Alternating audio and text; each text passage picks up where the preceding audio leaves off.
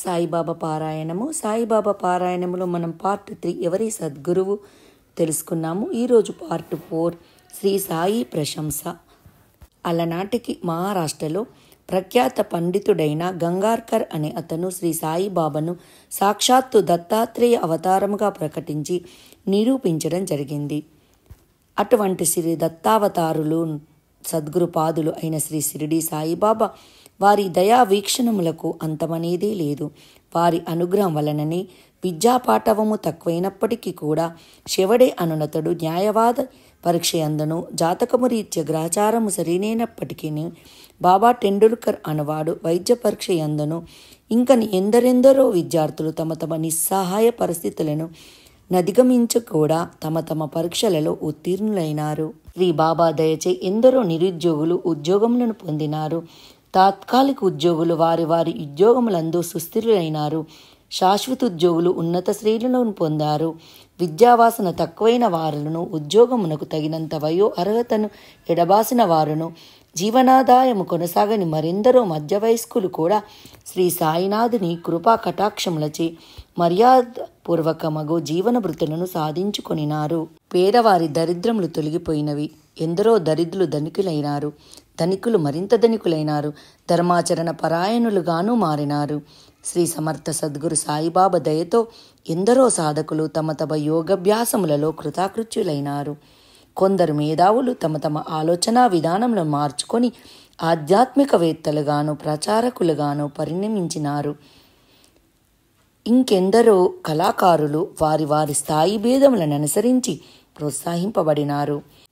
నానా చందోర్కర్, గంగాధర్ పంత్, షింపి, బాలక్రామ్, భీమాజీ వంటి వారెందరెందరో శ్రీ బాబాను ఆశ్రయించి తమ తమ దీర్ఘకాలిక దుర్భర వ్యాధుల నుండి తెములుకొని ఆరోగ్యవంతులైనారు.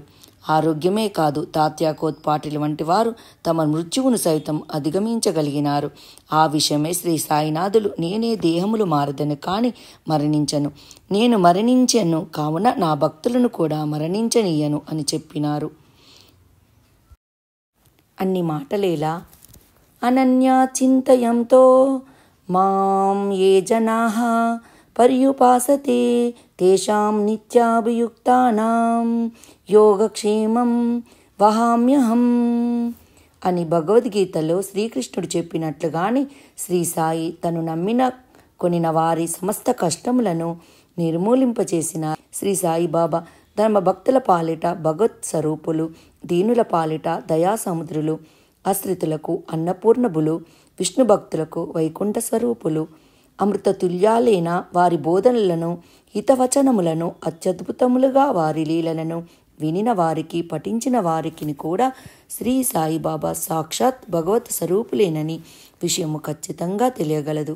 ఎందరో క్రైస్తవులు ఆయనను క్రీస్తు వంటి మహాత్మునిగా కొనియాడినారు. ముస్లింలు ఆయనను పీరులలో నొకరిగా తలపోసి రాజగౌరవములు అర్పించుకొనినారు. హిందువులు ఆయనను యోగ చక్రవర్తిగా గుర్తించి ఆరాధించినారు. మరికొందరు ఆయనను తమ ఇష్టదైవమగు శ్రీరామ, ఆంజనేయ, శివ, దత్తాత్రేయ స్వరూపులుగా భావించి అర్చించి తరించినారు.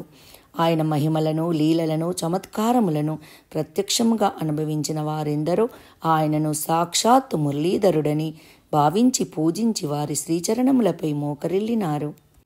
పండరీపుర విఠలదేవుని భక్తుడు, నిరంతర పండరీ యాత్రికుడు, 95 సంవత్సరముల వృద్ధుడగు గౌలీబువ అనువాడు శ్రీ సాయిబాబాను విఠలుని అవతారముగా బాహాటముగా ప్రకటించినాడు.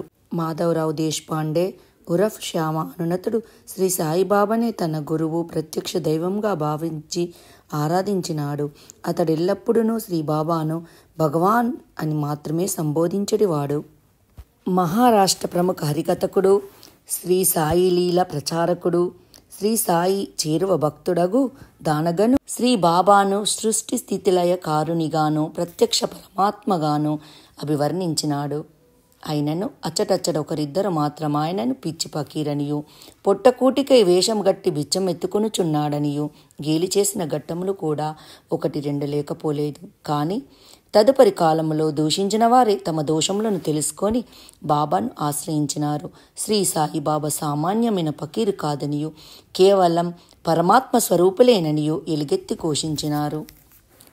సరియే, ఎవరేమనిననేమి, ఏమనుకునినేమి, ఎవరు నమ్మినా నమ్మకున్నను నేను నేనే కాని నేను కాకుండా పోవునది లేదు అని శ్రీ సాయినాథులే స్వయముగా ప్రవచించినట్లుగా శ్రీబాబా ఖ్యాతి కించిత్యును తగ్గలేదు. వారి మహిమలు ప్రపంచవ్యాప్తము కాకనూ మానలేదు. వారి భక్తుల సంఖ్య దినదిన ప్రవర్తమానమగుటయే కాదు, క్షణక్షణ ప్రవర్తమానమగుట నాడును నేడును కూడా మనం చూస్తున్నాము. శ్రీ సమర్థ సద్గురు షిరిడి సాయినాథుని సద్గుణ స్వరూపము మనం ఎదజాలుగాక. జై సద్గురు సాయినాథ్ మహారాజ్ కీ జై. మరిన్ని వివరాలతో మళ్ళీ